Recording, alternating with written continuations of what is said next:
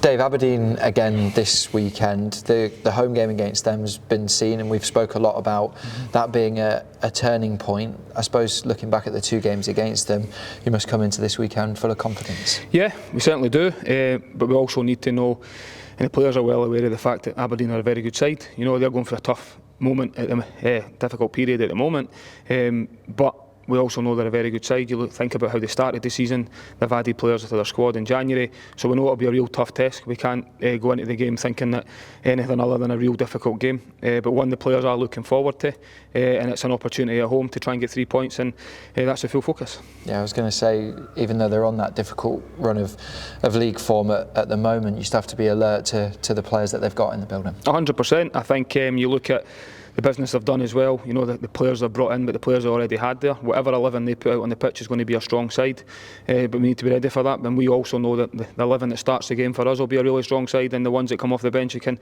try and make it even stronger. So no, it should be a really good game, one that we're looking forward to.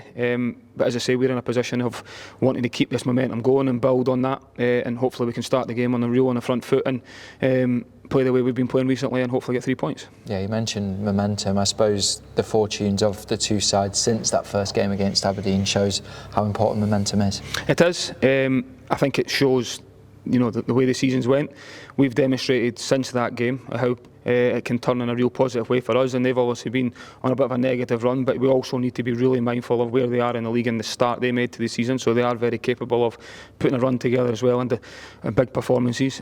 So as I say, it's all the makings of a really good game, but our full focus is on, can we get 3 points to try and catch the team in front of us? That's never changed. It is still really, really tight. We've put ourselves in a fantastic position because of the run of form we've had, but I've said it many times, we've by no means completed it. We need to keep moving forward, and there's a few, 8 games, 9 games before the split. We need to try and get to the number of points that cements our place in that top 6 and keep chasing down the team in front of us.